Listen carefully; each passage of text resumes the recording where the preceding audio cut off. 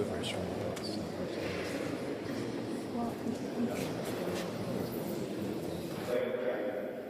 Also, we want to express our gratitude for Morgan's endless support of Ukraine. God is ours, God bless Ukraine, and God bless Ukraine.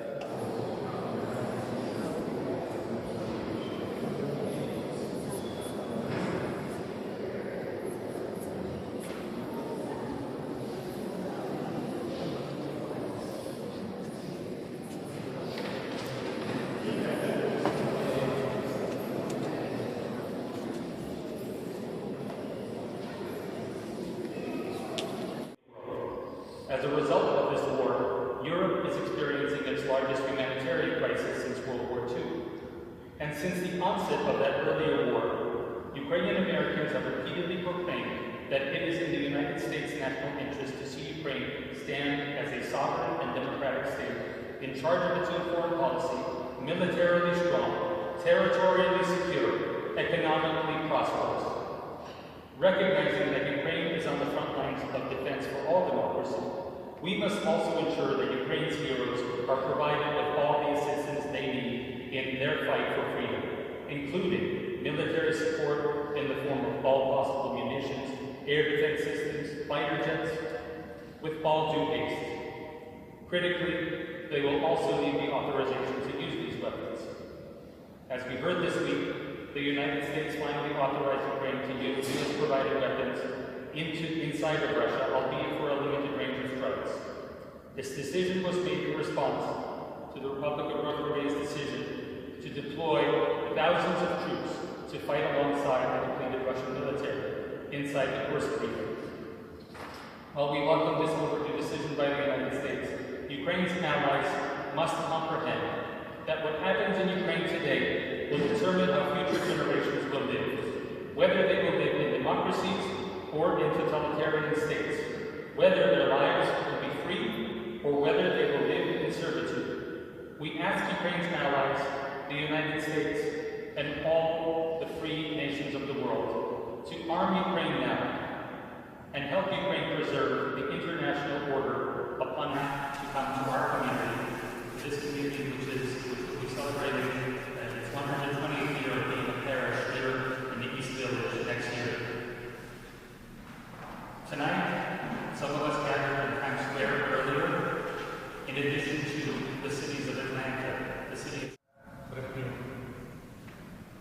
Ми боремося з російським терором, який вбиває людину фізично, прагне зламати гідність і поневолити духовне рабство.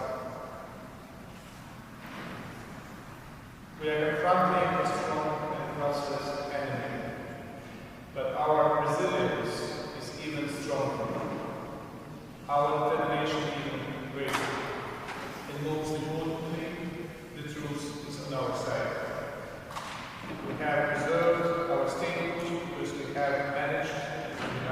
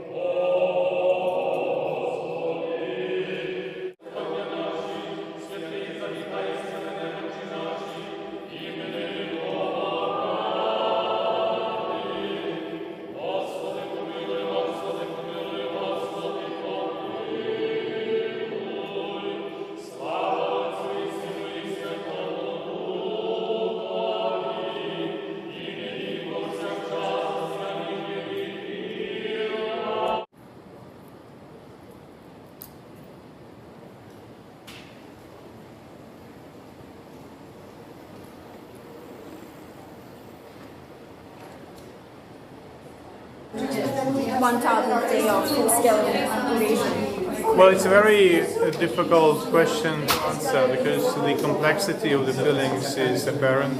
On the one hand, we pray for the lives lost in this war. On the other hand, we are very proud of being Ukrainians who are showing the world the example of resilience and the example of the unity both inside the country as a nation as well as outside worldwide with our partners like the United States. What are your expectations or your hopes in view of the newly elected president? We will work with the administration. That's the choice of American people. We have to respect it. So we will work very hard at all levels to develop and build on our partnership that's already there. And in your view, why is it so important for the United States to continue offering support to Ukraine? The Americans are a very proud nation. They want to be great, and the Americans cannot be great as a nation if they let the evil win over them. So it is both in terms of how the Americans perceive themselves globally and nationally. So I can't really imagine the Americans letting their opponents and their enemies win in Europe, and without strong partnership with Europe, America would not survive even